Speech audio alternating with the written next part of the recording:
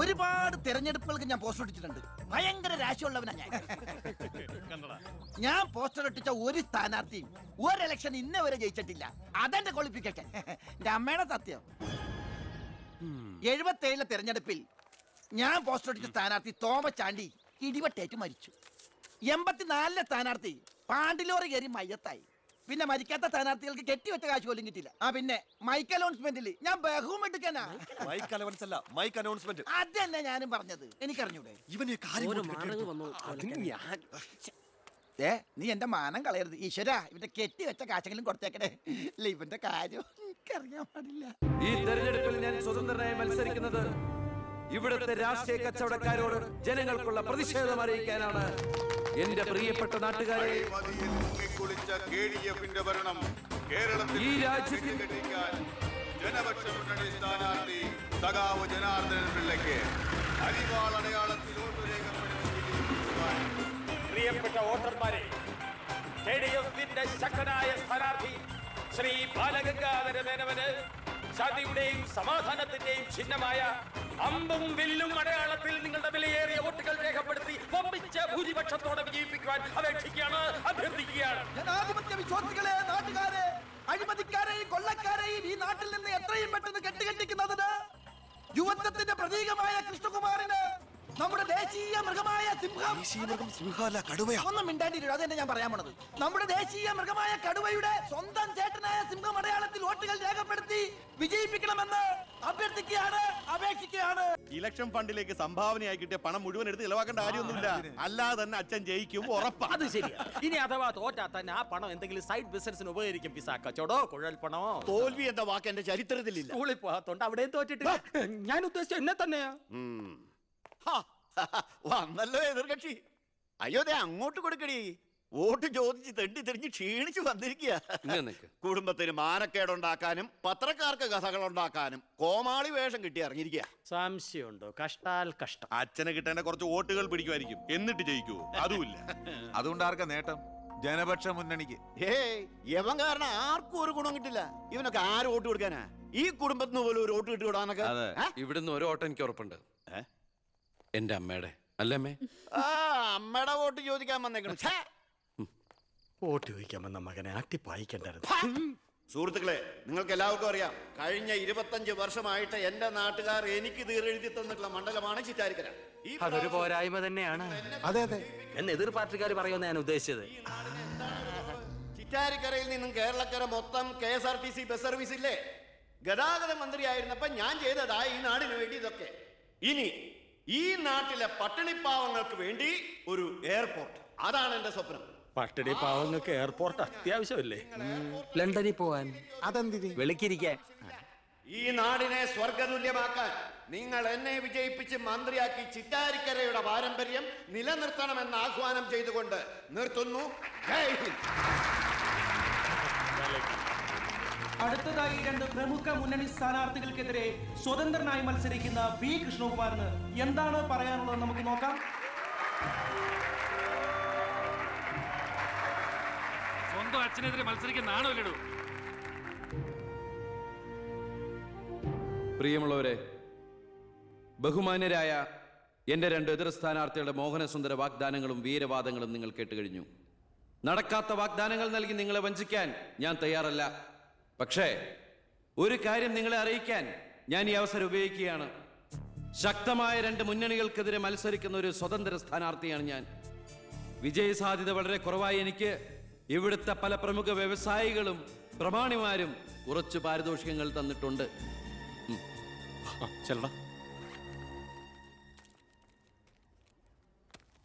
ഇത് 5 ലക്ഷം രൂപയുണ്ട്. നമ്മുടെ മുന്നിലിരിക്കുന്ന നന്മ നിറഞ്ഞ ശ്രീ ചാണ്ടിച്ചൻ സംഭാവനയായി തന്നതാണ് ഈ തുക. ഇത് 3 ലക്ഷം വ്യവസായ പ്രമുഖൻ കോശിയുടെ വക. ഇത് 2 ലക്ഷം അബ്കാരി നമ്പീശന്റെ വക. ഇത് 1 ലക്ഷം കോൺട്രാക്ടർ സരസന്റെ വക. വിജയ സാധ്യത ഒട്ടുമില്ലാത്ത എനിക്ക് ഇത്രയൊക്കെ കിട്ടിയിട്ടുണ്ടെങ്കിൽ വിജയത്തിന്റെ തൊട്ടടുത്ത് നിൽക്കുന്ന എന്റെ എതിർ സ്ഥാനാർത്ഥികൾക്ക് എത്രയൊക്കെ കിട്ടി കാണും. ഈ ചിറ്റാരിക്കരയുടെ അഭിമാനമായ സന്മനസ്സുള്ള ചാണ്ടിച്ചൻ പറയണം, താങ്കൾ എത്ര രൂപ സംഭാവനയായിട്ട് കൊടുത്തു എന്ന്. ആ നല്ല മനസ്സ് ജനങ്ങളൊക്കെ ഒന്ന് അറിയട്ടെ എന്ന്. ജനാർദ്ദനം പിള്ളയ്ക്ക് 10 ലക്ഷം. ആ. മേനോൻ സാറിന് 20 ലക്ഷം അല്ലേ? സത്യമാണ്, നുണ പറയല്ല. പണം പിടിച്ചോ. Thank you Chandichan. കർത്താവ് തരുന്നു, ഞാനത് കൈനീട്ടി വാങ്ങിക്കുന്നു. എങ്ങനെയുണ്ട്? ടിവിയിൽ വരുക. കേട്ടല്ലോ, ഇതുപോലെ എത്ര എത്ര ലക്ഷങ്ങൾ ഇവരുടെ കൈകളിൽ എത്തിക്കാണും. അതിവിടെ വെളിപ്പെടുത്താൻ ഈ സ്ഥാനാർത്ഥികൾ തയ്യാറാണോ?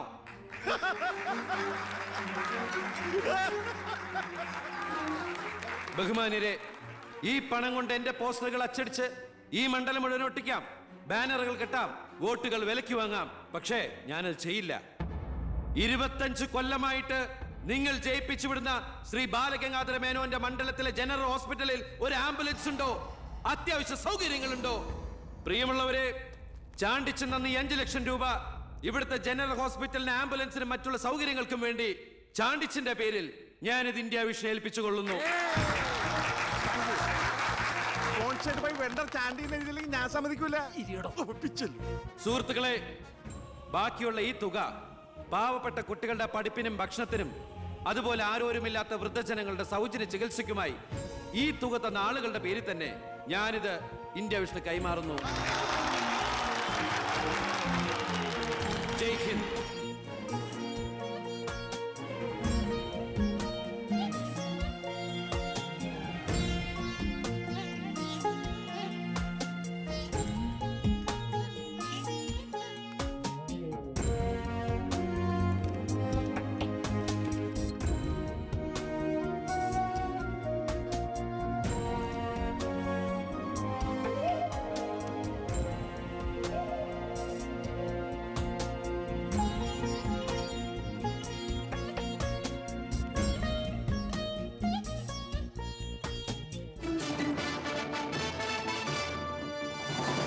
പന്ത്രണ്ടാം നിയമസഭയിലേക്ക് നടന്ന വാശിയേറിയ തെരഞ്ഞെടുപ്പിൽ 72% വോട്ട് രേഖപ്പെടുത്തി.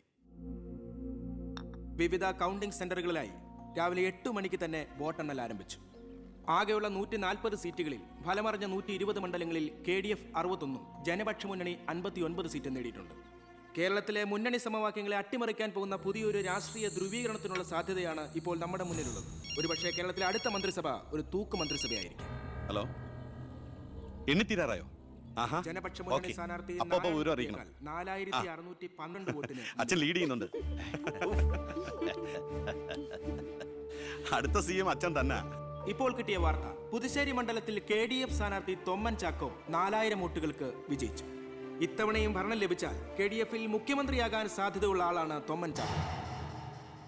വയനാട് ജില്ലയിലെ സംവരണ സീറ്റിൽ KDF സ്ഥാനാർത്ഥിയും ആദിവാസി നേതാവുമായ ശ്രീ പൊറ്റക്കുഴി ചെല്ലപ്പൻ തെരഞ്ഞെടുക്കപ്പെട്ടു. ഇപ്പോൾ കിട്ടിയ വാർത്ത, ചിറ്റാരിക്കര മണ്ഡലത്തിലെ വോട്ടെണ്ണൽ പൂർത്തിയായി. സംസ്ഥാനം ഏറെ ഉറ്റുനോക്കിയ മണ്ഡലമായിരുന്നു ചിറ്റാരിക്കര. മുൻ മന്ത്രിയും KDF സ്ഥാനാർത്ഥിയുമായ ശ്രീ ബാലഗംഗാധര മേനോൻ മുന്നിട്ട് നിന്നിരുന്നുവെങ്കിലും ഇപ്പോൾ 3ാം സ്ഥാനത്തേക്ക് പിന്തള്ളപ്പെട്ടു. ഇരു മുന്നണികളെയും പരാജയപ്പെടുത്തി സ്വതന്ത്ര സ്ഥാനാർത്ഥി P. കൃഷ്ണകുമാർ വിജയിച്ചിരിക്കുന്നു. KDF-ന്റെ സജീവ പ്രവർത്തകനും യൂത്ത് വിങ്ങിന്റെ ജില്ലാ സെക്രട്ടറിയുമായിരുന്ന കൃഷ്ണകുമാർ തെരഞ്ഞെടുപ്പ് പ്രഖ്യാപന വേളയിലാണ് രാഷ്ട്രീയ അഭിപ്രായ ഭിന്നതയെ ചൊല്ലി സ്വതന്ത്രനായി മത്സരിക്കാൻ തീരുമാനിച്ചത്.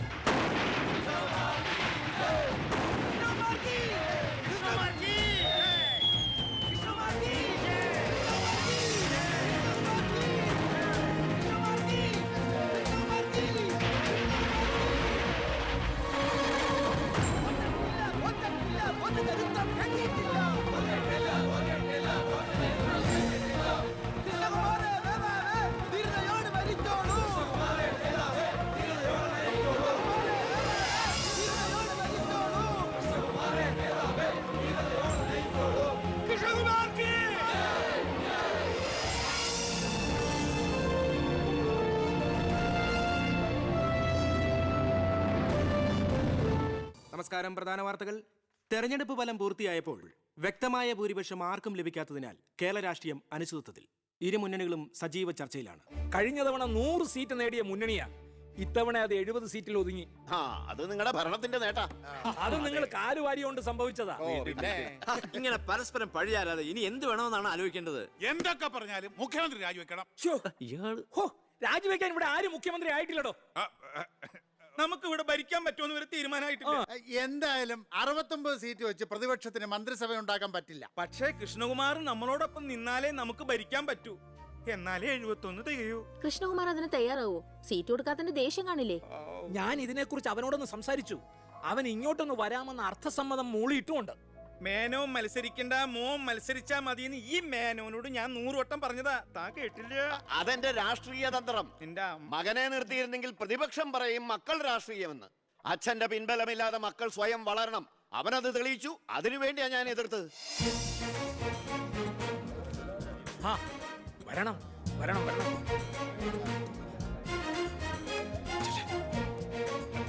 മിടുക്കൻ മിടുക്കൻ. എന്നോട് പിണക്കൊന്നുമില്ലല്ലോ. എന്തിന്? ഇത് പൊളിറ്റിക്സ് അല്ലേ? ഇവിടെ വേണ്ടത് സ്പോർട്സ്മാൻ സ്പിരിറ്റ് അല്ലേ? നീ ഇരിക്കടാ. അങ്ങോട്ട് ഇരിക്കേ. വേണ്ട സാർ. കൃഷ്ണകുമാറിന്റെ പിന്തുണ ഞങ്ങൾക്ക് പ്രതീക്ഷിക്കാമല്ലോ അല്ലേ?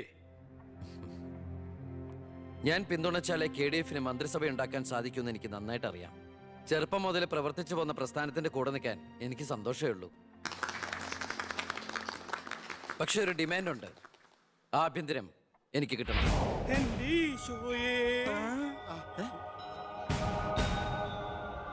ഞാൻ ആ കാര്യം പറയാനിരിക്കായിരുന്നു. Home minister ആകാനോ? അത് നടപ്പില്ല. മന്ത്രി ആകണമെങ്കിലേ വകുപ്പിനെ കുറിച്ച് അറിയണം, പ്രവൃത്തി വരികയോ വേണം. ആരതൊക്കെ പഠിച്ചിട്ട് ഇവിടെ മന്ത്രിയാണത്? ദിവാരേട്ടൻ ഗതാഗത മന്ത്രിയായിട്ട് ഇരുന്നിട്ടില്ലേ? പണ്ടങ്ങോ ബസ്സിൽ കയറിയതാണോ പ്രവൃത്തി പരിചയം? വണ്ടി ഓടിക്കാൻ അറിയോ ദിവാരേട്ടന്? വേണ്ട. ആക്സിലേറ്റർ ക്ലച്ചും ബ്രേക്കും തിരിച്ചറിയോ? ഇല്ല. ദായിരിക്കണേ കിഴിപ്പുള്ളി സാറ്. പണ്ട് വിദ്യുച്ഛക്തി വകുപ്പ് കൈകാര്യം ചെയ്തിരുന്ന ആളല്ലേ? ഒന്ന് ചോദിച്ചോട്ടെ, ഈ വിദ്യുച്ഛക്തി എങ്ങനെ ഉണ്ടാക്കുന്നേ? അത് വെള്ളത്തിന്ന് ആണോ? പിന്നെന്താ വെള്ളത്തിൽ തൊട്ട ഷോക്ക് അടിക്കാത്ത? പറയാൻ അതൊക്കെ എന്തിനാ നമ്മൾ അറിയുന്നേ? സ്വിച്ച് ഇട്ടാ കറണ്ട് വരുന്നുണ്ടോ? അത് മാത്രം അറിഞ്ഞാ മതി. അതറിയില്ല. യവൻ പറയുന്നതിലും കാര്യമുണ്ടെന്നേ. പിന്നെന്താ ഷോക്ക് അടിക്കാത്ത? നമ്മളെന്തിനാ വല്ലവന്റെയും കാര്യം ആലോചിച്ച് തല ഉണ്ടാക്കുന്നേ? ഏതൊരു ജോലിക്കുണ്ട് യോഗ്യത ടെസ്റ്റ്.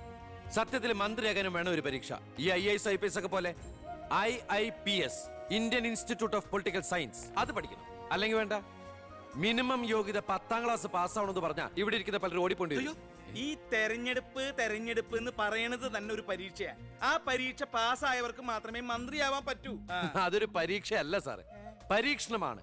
ഇവനെങ്കിലും ശരിയാവോ എന്നുള്ള ജനങ്ങളുടെ പരീക്ഷണം.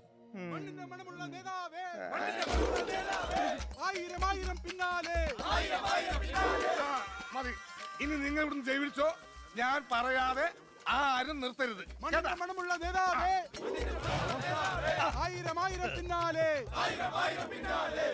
എന്തിനാ ഇങ്ങനെ ഓരോന്നിനെ സൃഷ്ടിക്കണേ? അപ്പൊ സാറേ, എന്റെ കക്ഷി മത്സരിച്ച 3 സീറ്റിലും ഞങ്ങൾ വിജയം കണ്ടെത്തി കഴിഞ്ഞു. ഇവരുന്ന മന്ത്രിസഭയിൽ ആഭ്യന്തരം തന്നെ പിടിക്കാനാണ് എന്റെ തീരുമാനം. എങ്കിലും ഞാൻ ഇറങ്ങാണ്. അയ്യോ പോകല്ലേ, നമുക്ക് ചർച്ച ചെയ്യാം. എന്റെ തീരുമാനത്തിൽ മാറ്റൂല. ഇല്ലെങ്കിൽ വീണ്ടും ഒരു ഇലക്ഷൻ നേരിടാൻ അല്ല, തയ്യാറല്ല. ഞാൻ പറയുന്നു കേക്ക്. തിരക്ക് വേണ്ട. നിങ്ങൾ സമയമെടുത്ത് ആലോചിച്ചിട്ട് മതി. അവൻ പറഞ്ഞതിൽ ഒരു തെറ്റുമില്ല. ആഭ്യന്തരം അവന് തന്നെ കൊടുക്കണം. ആഭ്യന്തരം വിട്ടിട്ട് കാലിരിക്കില്ല.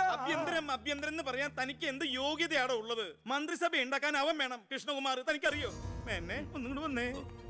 അവൻ പണങ്ങി പോയതാണോ? കാര്യം കാണാൻ കഴുതക്കാരും പിടിക്കണം. ഞാൻ ആരുടെ കാല് പിടിക്കണം പറഞ്ഞേ? തന്റെ കാല് പിടിക്കണോ? തന്റെ മോന്റെ കാല് പിടിക്കണോ? ഞാൻ ആരുടെയും പിടിക്കാൻ തയ്യാറാ. ഒന്നുകൂടെ ആലോചിച്ചിട്ട് പോരെ പക്വതയില്ലാത്ത ഒരുത്തന്റെ കയ്യിൽ ആഭ്യന്തരം കൊടുക്കാൻ. അവന്റെ പിറകിൽ ഞാനില്ലടോ. അവനെ മുന്നിൽ നിർത്തി ഞാൻ ഭരിക്കും.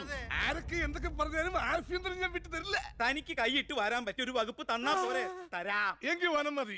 നമുക്ക് സാവധാനം വെളുപ്പിച്ചെടുക്കാം. അതിന് യോഗ്യതയിലൊന്നും മാത്രം ആരും പറയരുത്. കാരണം ഞാൻ കാടിന്റെ മകനാണ്. കൃഷ്ണകുമാറായ ഞാൻ നിയമം വഴി സ്ഥാപിതമായ ഭാരതത്തിന്റെ ഭരണഘടനയോട് ഒരു മന്ത്രി എന്ന നിലയിൽ എന്റെ കർത്തവ്യങ്ങൾ വിശ്വസ്തയോടെ മനസാക്ഷിയെ മുൻനിർത്തി നിർവഹിക്കുമെന്നും ബി കൃഷ്ണകുമാർ ആഭ്യന്തരമന്ത്രിയായി സത്യപ്രതിജ്ഞ ചെയ്ത് അധികാരമേറ്റു. ഗവർണർ നരേന്ദ്ര ഷെറാവത്ത് സത്യവാചകം ചൊല്ലിക്കൊടുത്തു. തൊമ്മൻ ചാക്കോ മന്ത്രിസഭയിലെ ഏറ്റവും പ്രായം കുറഞ്ഞ മന്ത്രിയാണ് ബി കൃഷ്ണകുമാർ.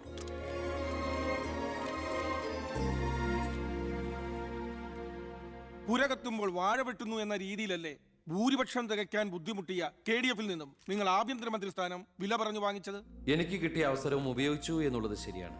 അത് പക്ഷേ എന്റെയും കുടുംബത്തിന്റെയും സാമ്പത്തിക ഭദ്രത അരക്കെട്ടുറപ്പിക്കാനോ അധികാര ദുർവിനിയോഗത്തിനോ അല്ല, മറിച്ച് എനിക്ക് കിട്ടിയ ഈ അധികാരം ജനനന്മയ്ക്കായി വിവേകത്തോടെ ഉപയോഗിക്കാനാണ്. അച്ഛനെതിരെ മത്സരിച്ചപ്പോഴുണ്ടായ മാനസികാവസ്ഥ? ഞാൻ അച്ഛനെതിരായിട്ടല്ല, അച്ഛന്റെ രാഷ്ട്രീയ നയങ്ങൾക്കെതിരെയാണ് മത്സരിച്ചത്. രാഷ്ട്രീയം വ്യക്തിനിഷ്ഠമല്ല. അച്ഛനെ തോൽപ്പിച്ചപ്പോൾ എന്തു തോന്നി? ഞാനല്ലോ തോൽപ്പിച്ചത്, ജനങ്ങളല്ലേ. രാഷ്ട്രീയക്കാർ കൊള്ളരുതായ്മ കാണിച്ചാൽ വോട്ടിങ്ങിലൂടെ പുറത്താക്കാൻ ജനങ്ങൾക്ക് അവകാശമുണ്ട്. അപ്പോൾ താങ്കളുടെ അച്ഛൻ ശ്രീ ബാലഗംഗാധരൻ ഒരു കൊള്ളരുതാത്തവരും അഴിമതിക്കാരും ഒക്കെ ആണെന്നാണോ ബഹുമാനപ്പെട്ട മന്ത്രി പറയുന്നത്? ഞാനൊരു വ്യക്തിയല്ല ഉദ്ദേശിച്ചത്. അച്ഛൻ കുറ്റവിമുക്തനാണെന്ന് തെളിയിക്കപ്പെട്ട താങ്കൾ ഈ മന്ത്രിസ്ഥാനം ഒഴിഞ്ഞ് അദ്ദേഹത്തിന് വീണ്ടും ഒരു അവസരം നൽകുമോ? അച്ഛൻ നിരപരാധിയാണെന്ന് തെളിഞ്ഞാൽ പാർട്ടി ആവശ്യപ്പെട്ടാൽ എന്റെ മന്ത്രി പദവിയും MLA സ്ഥാനവും ഉപേക്ഷിക്കാൻ ഞാൻ തയ്യാറാണ്. കുറച്ച് സമയം, ഒരുപാട് കാര്യങ്ങൾ. അപ്പോ നമുക്ക് വീണ്ടും കാണാം.